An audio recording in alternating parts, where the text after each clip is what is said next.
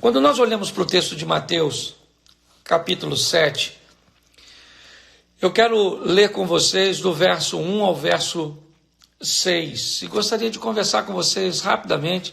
Nós sabemos que a palavra de Deus é viva, ok? Então, eu não estou aqui para extinguir o assunto de um texto bíblico, esse não é o propósito. Eu só gostaria de fazer uma adaptação no contexto familiar hoje, para que eu pudesse ajudar você ou ferramentar você ao longo da sua caminhada conjugal e familiar, aprender a lidar com pessoas diferentes de você, descobrindo que a grande riqueza das pessoas é trazer para você o que te falta, não o que te sobra. Por isso que pessoas são diferentes, ok? Elas vêm com o propósito de nos trazer aquilo que nos falta.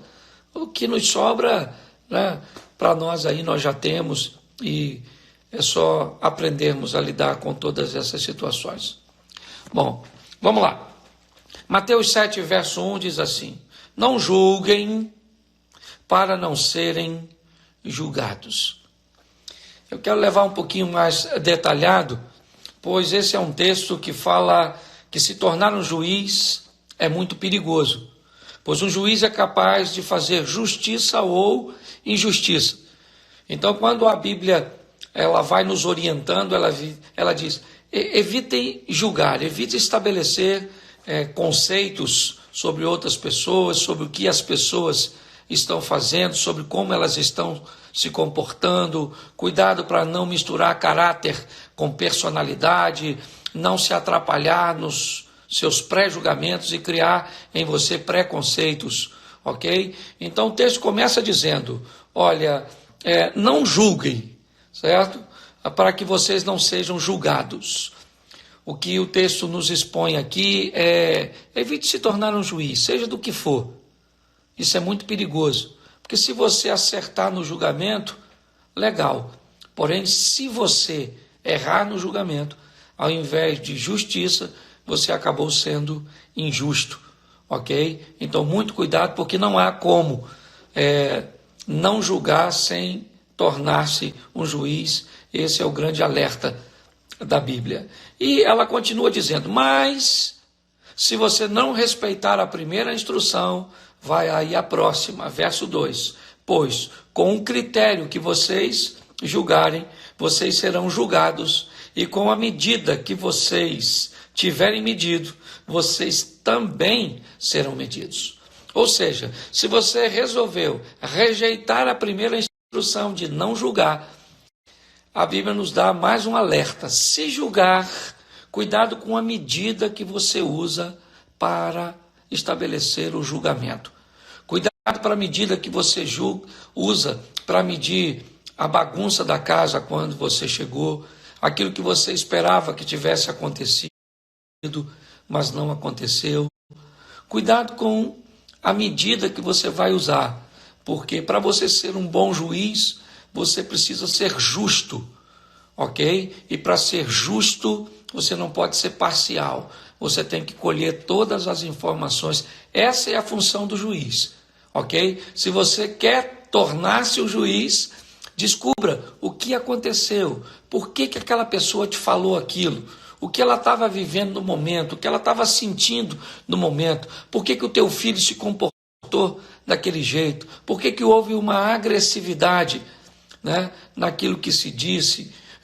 Por quê? Muito cuidado, ok? Cuidado com a medida que você vai estabelecer de avaliação. Todas as vezes que eu vou aconselhar um casal, a primeira coisa que eu faço é pedir a presença do outro cônjuge, se possível. Nem sempre é possível, mas quando o vilão que foi pintado, foi descrito na primeira fala, acaba não sendo tão vilão assim, porque todo mundo tem sua parcela de culpa nessa história, ok? Então, cuidado.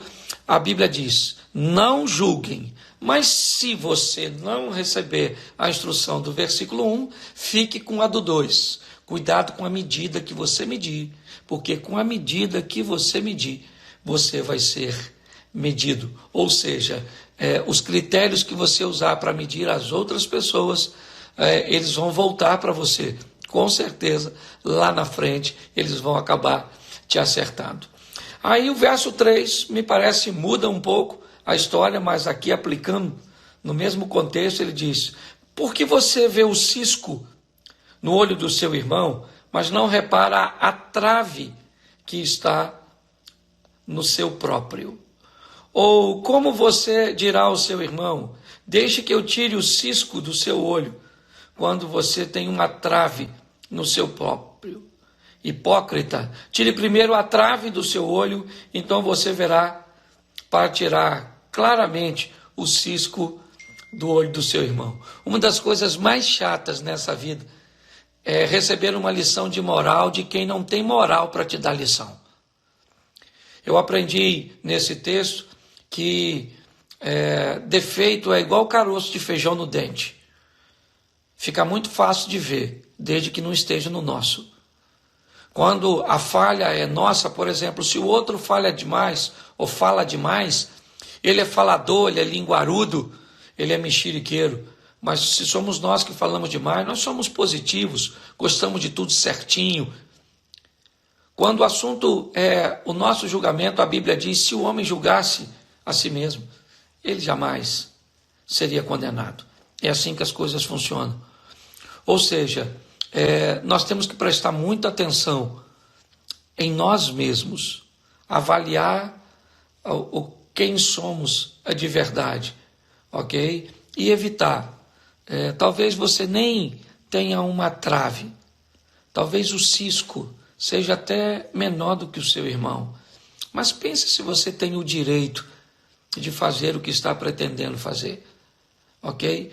Eu acho que ao invés de tentar tirar o cisco do olho do seu irmão, sabendo que você também tem algo no seu olho, seja um cisco ou uma trave, maior ou menor do que do seu irmão, tente falar com ele com amor sobre o que está no olho dele ou no comportamento dele, e talvez com o amor que você está usando para com ele, voltando no texto anterior, ele vai usar para você, para te falar também: ó, já que você está falando comigo francamente, e realmente eu sou capaz de enxergar o meu defeito, ou aquilo que eu estou fazendo, eu gostaria também, já que você foi tão amoroso, tão educado, deixa eu falar algo que eu já ouvi a seu respeito, ou algo que eu conheço sobre você, que acho que você poderia melhorar. Eu acho que, independente do tamanho do que está no olho de cada um, eu acho que, às vezes, a mulher com um cisco, se tiver boa educação, ela é capaz de tirar a trave, ou de ajudar. Ninguém tira o cisco do olho do outro.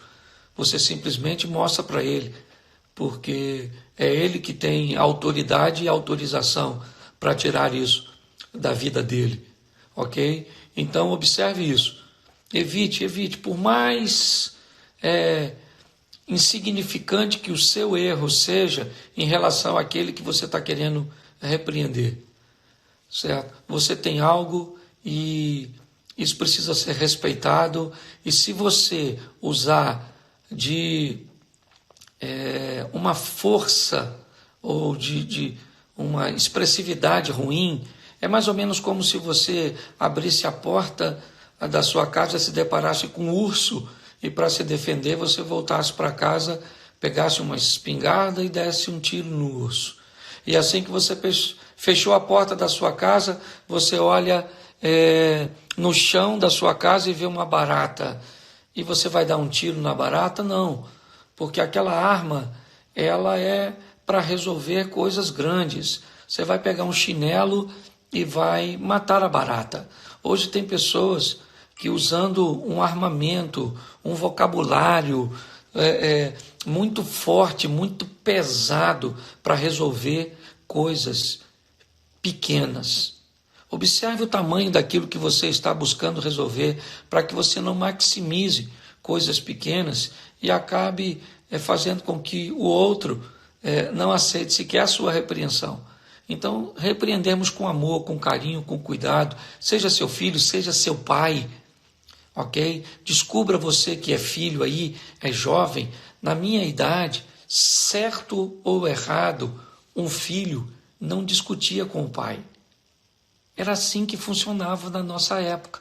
Para vocês, talvez hoje, isso seja um absurdo, né? O filho tem o direito, sim, de dizer para o pai: você está mentindo, você está errado. Pois é, mas seu pai não aprendeu desse jeito. E se você quer ensiná-lo isso, se você quer tirar esse cisco do olho dele, ou essa trave do olho dele, vá com amor, vá com carinho, que as coisas vão ficar mais fáceis. E para fechar, o verso 6, ele diz assim: não dê aos cães o que é santo, nem jogue as pérolas diante dos porcos, para que estes não as pisem com os pés e, voltando, os estraçalhem ou estraçalhem vocês. Preste atenção nesse texto, porque nós sempre ouvimos a frase faça aos outros o que você gostaria que fosse feito a você. Eu sei que isso tem um fundo de verdade, até porque todo mundo quer que seja feito a ele o melhor possível. Então, eu não vou dizer que essa frase está errada. Eu diria que ela está incompleta. Eu diria que ela precisa de mais uma observação. Eu diria da seguinte forma: descubra o que os outros gostariam que fosse feito a eles e faça. Descubra as pérolas. Quando eu olho para esse texto, não jogue pérolas aos cães ou aos porcos, né? Não dê coisas santas aos cães, nem pérolas aos porcos. Eu descubro que aqui nós temos duas pessoas, né? Ou duas situações. Eu quero aqui colocar como pessoas. Uma que está oferecendo a coisa santa e a outra que não reconhece o que é santo. Uma que está entregando uma pérola e outra que não sabe o que é a pérola. Muitas vezes no meu casamento, eu já fui o porco e eu já fui o dono da pérola. Eu fui o porco quando eu pisei o que era de valor para minha mulher. Ela fez algo que para ela era muito valioso, mas eu não reconheci, porque não tinha valor. A pérola do outro nem sempre é a sua pérola. Se você for capaz de gastar um pouco de tempo para descobrir o que é importante para seu filho, talvez você não ficasse falando de suas pérolas. Eu trabalho igual um louco para dar a você um bom telefone, uma internet, você tem de tudo, usa um bom tênis, tudo isso é importante, mas talvez não seja a pérola dele. Eu vejo maridos falar de coisas fantásticas que fazem e que demonstram que ele é um bom marido, mas ele fala apenas das pérolas dele, enquanto a esposa está dizendo: querido, descubra a minha pérola e dê para mim o que eu gosto, não o que você acha. Então eu vou parar de fazer o que já faço de bom. Não é isso. Se você gastar um pouco de tempo para saber o que a sua esposa gosta, o que é importante para ela, talvez muito mais do que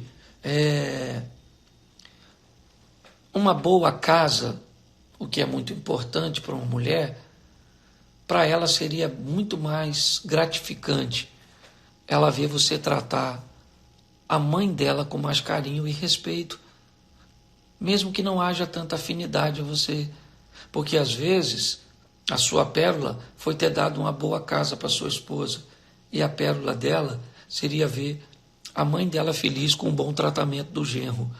Gaste um pouco de tempo para descobrir qual é a pérola do seu filho, qual é a pérola do seu cônjuge, qual é a pérola, ou quais são as pérolas, aquilo que é valioso.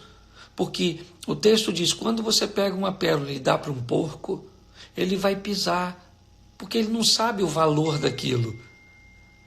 Aí, se você for tentar fazer alguma coisa, apanhar aquela pérola, o porco vai avançar em você, ele vai tentar te morder, ele vai se defender, ok?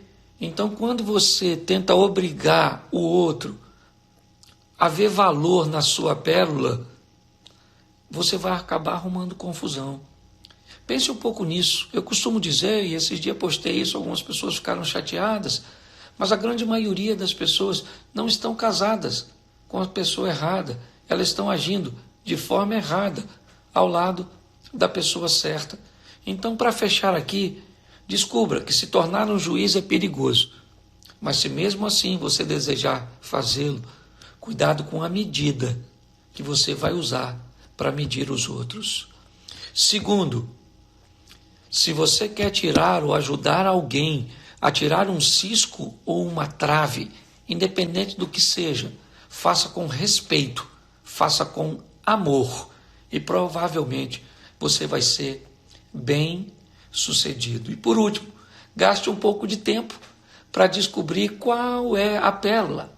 Pergunte, meu amor, fala para mim 10 coisas que se forem feitas vão te agradar demais. Anote, não tente fazer tudo, ok? Às vezes, fazer o mínimo possível viável é o que vai ser a chave do seu relacionamento. Um grande abraço a todos aí. Porque todo aquele que invocar o nome do Senhor será salvo. Como, pois, invocarão aquele em quem não creem? E como crerão naqueles de que não ouviram? E como ouvirão, se não há quem pregue? E como pregarão, se não forem enviados? Como está escrito: quão formosos os pés dos que anunciam o evangelho de paz, dos que trazem alegres novas de boas coisas. Mas nem todos têm obedecido ao evangelho, pois Isaías diz: Senhor, quem creu na nossa pregação? De sorte que a fé é pelo ouvir, e ouvir pela palavra de Deus. Romanos capítulo 10, versículo 13 ao 17.